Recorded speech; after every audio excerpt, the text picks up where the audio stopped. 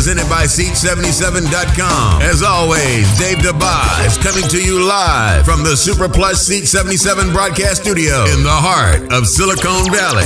Now, Dave Dabbah. North America, thanks so much for tuning in to the Dave Dabbah Big Show. And now for a quick rundown of the world of sports. All right, North America, today we are going to just do a ramble. And we're going to start with the start of the National Basketball Association season. And I'm going to start off by saying, I told you so, and it's only been one game so far. But I told you so. I told you that Kevin Durant was going to struggle fitting in to the Golden State Warriors, and that the Warriors actually made a mistake by signing Kevin Durant in the first place. I told you this before the trade. I told you this the day after the trade. I told anybody that would talk to me in an elevator that this was a bad idea. Chemistry completely gone on the Golden State Warriors as they lost at home to the San Antonio Spurs by 29 points. By 29 points at home. Game one of your National Basketball Association season. It's unbelievable. Look, I'm sure the Warriors would have preferred to have played a team like the Utah Jazz or even the Milwaukee Bucks. But instead, the National Basketball Association went ahead and gave them a marquee matchup in which Greg Popovich just simply outcoached Steve Kerr, who hasn't quite figured it out yet, how to make Kevin Durant work with the rest of that team. Will it work in the long run? Look, I'm sure the Warriors will play well. We'll have a fairly high seed when the playoffs start. But I think this whole Kevin Durant thing's a bad, and wait for it, one more, bad idea. What are you thinking, Warriors? Elsewhere around the National Basketball Association, the only other story I'm going to cover for you right now is Luke Walton. And he went in to Los Angeles. Now, we can take a look back at the end of the Kobe era and all of the cap money that was spent on Kobe and all of the dysfunction that the Los Angeles Lakers have actually turned into since the late, great Jerry Buss passed away. Since then, it has been total dysfunction, but when you actually look at this Laker team, at least the first 6 players, there is enough there for them to be better than they were last year. I'm not going to say they're going to make the playoffs because it's going to be extraordinarily competitive in the West this year. If they were in the East, the Lakers certainly could make the playoffs. But in the West, it's a different story, night in and night out. That being said, you really have to give it to Luke Walton, right? Luke Walton leads the Lakers to a victory last night, 120-114 at home as the Houston Rockets. And Mike, is it D'Antonio or is it just Antonio? Mike Antonio continues to prove that he doesn't believe in defense as the Lakers beat the Houston Rockets. All right, elsewhere around the world of sports, Kyle Schwarber. Big night for him last night in the World Series. The Cubs tied the World Series up 1 game apiece as they move back to Wrigley Field. Now, the big question on everybody's mind in Chicago is, will Kyle actually play in the field? Now, he was DHing in Cleveland, but will he actually play a position in the field? And of course, he'll play in the outfield if he does play. Or are they going to be a little bit cautious in Game 3? Now, look, I have to tell you, for Game 3 of this series, if they have any doubt about the stability of his knee, they should just sit him for Game 3. Now, if they need him in Game 4, that's a different story. And of course, in Game 3, they can simply pitch hit him if they need him at all. But if I'm the Cubs, and he's got such a big bat, this is a really, really difficult decision for the Cubs to make.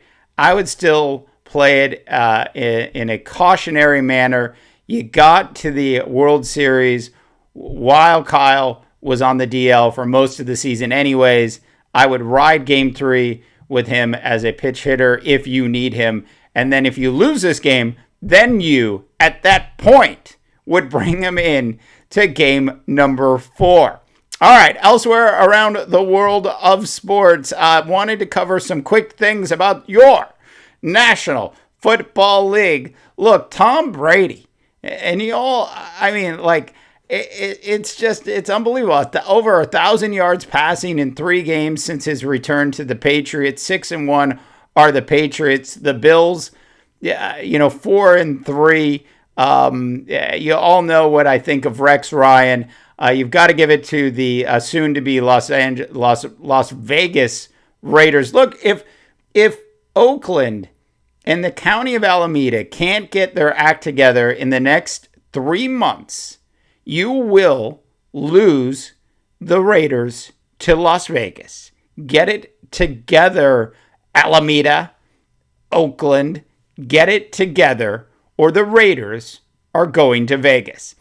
Elsewhere around the National Football League, the AFC North, at top of the AFC North, of course, is the Pittsburgh Steelers at 4-3, a completely down division.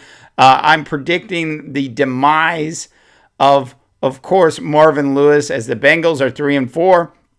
I think they'll probably end up around 7-9 or 8-8, and that will be it for Marvin Lewis there. Ravens are what the Ravens are at 3-4, and the Browns, will they win a game this year, or will they find a way to go 0-16? Josh McCown coming back to be the starter this weekend. Texans heading up that division at 4-3, but the Colts will come on if they can ever find an offensive line. Elsewhere around the National Football League, Cowboys are 5-1, but just wait.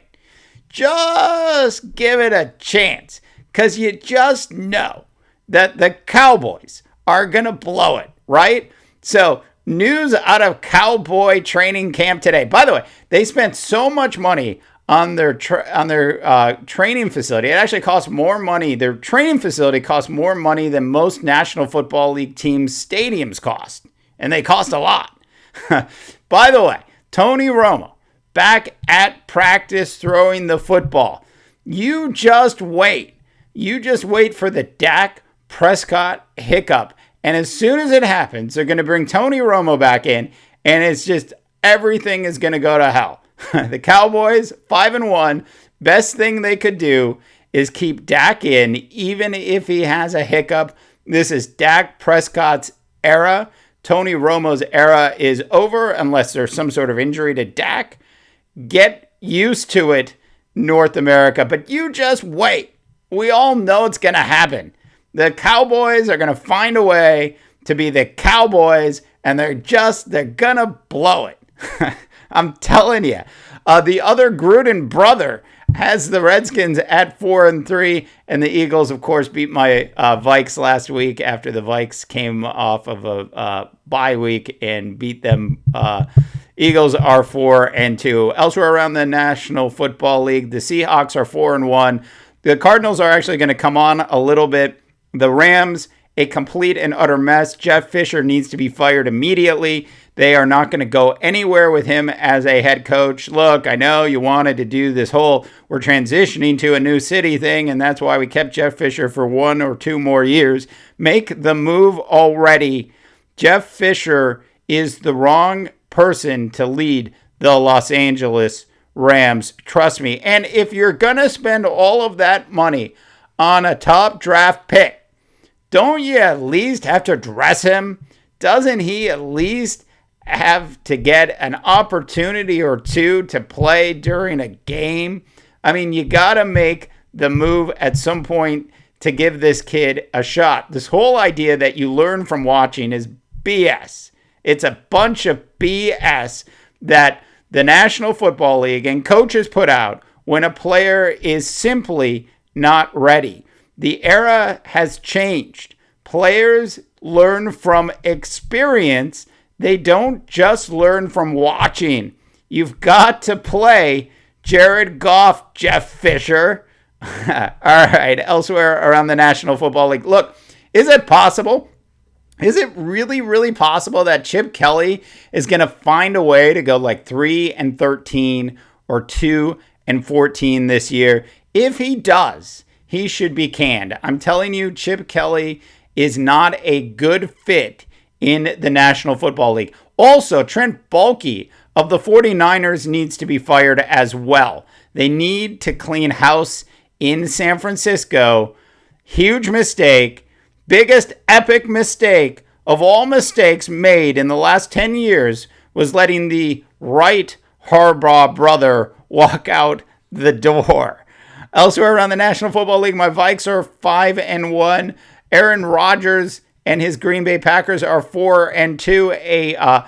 A recent book which is coming out, or a new book which is coming out about Brett Favre as a gunslinger. There's a comment in there where Brett says that the first time he ever spoke to Aaron Rodgers came up to him and called him a grandpa.